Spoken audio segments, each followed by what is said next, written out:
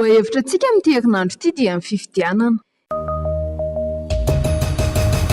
Ianao ve efa mifidy impiry? Tompoka efa mifidy a. Vao nahazo kara-panondro mihitsy na dia efa nanomboka mifidy.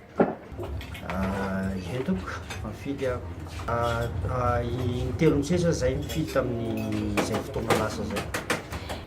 Efa nifidy aka intelo. Ie, efa mifidy.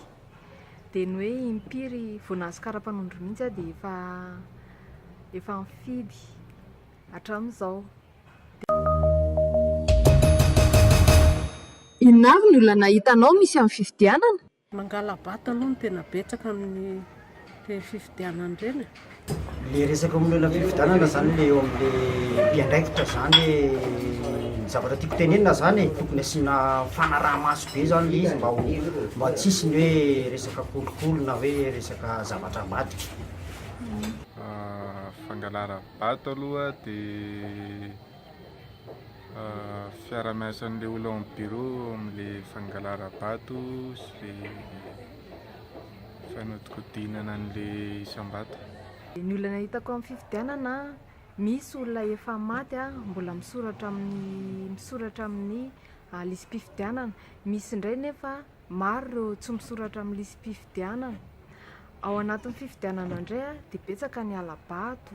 Ny olona amin'ny fifidianana aloha dia amin'ny fifidy zany matetika no hifamaliana foana satria ny sasany te hifidy nefa ny tsy voasoratra ara-dalàna na tsy ampy ny fotoana tokony ahafahany mandalindalina koa an'ilay hoe momba ny hoe hifidy zany. Nefa ny tokony atafatena ihany ilay olona tsirairay aby hoe feno 80 taona tokony hifidy. Dia rary ny raha ohatra hoe tokony hifidy izy dia eo amin'ilay fahatataham-bato koa ilay fotoana zany tokony ohatra hoe rehefa tena vonona ohatra hoe amin'ny enina sasany manomboka na amin'ny valo manomboka dia tokony hoe manomboka amin'izay. Dia eo koa ilay olona no eo amin'ilay filaharam-be zany no mahakivy ny sasany dia ny sasany ohatra hoe mamonjy an'ilay fivelomana dia miandry tsaratsara kely zay vao afaka mifidy. Nefa ny tokony ohatra hoe arakarak'ilay fotoana ahafahany zany ny tokony ahafahany mifidy.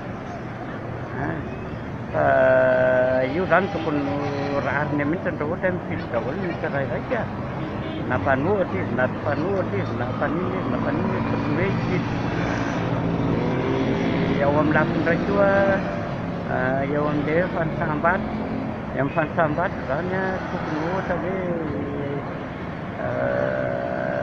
hoe manomboka amin'ny enina sasany taona fifidy zay.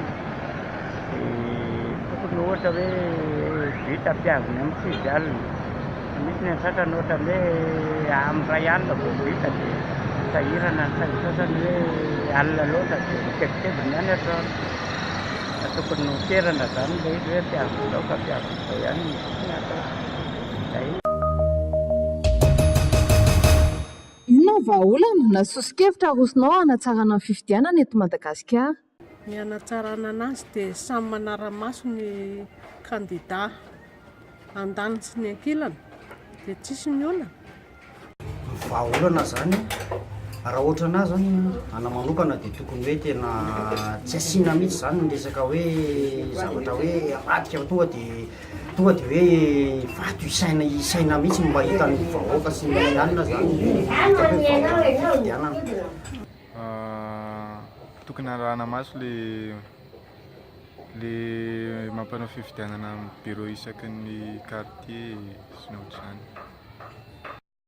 Ny hoe fanatsarana an'ilay fifidianana dia ny zavatra tena hitako izao dia tokony atao maro ny mpanara-maso amin'ireny bureau de vote ireny dia reny candidat ireny zany tokony hoe samy manana ny mpanara-maso azy amin'izay tsisy afaky ny angalatra hoe candidat niana nangala-bato, candidat niana nangala-bato fa samy verifie eo daholo dia izay angamba no hitako hoe fanatsarana kely.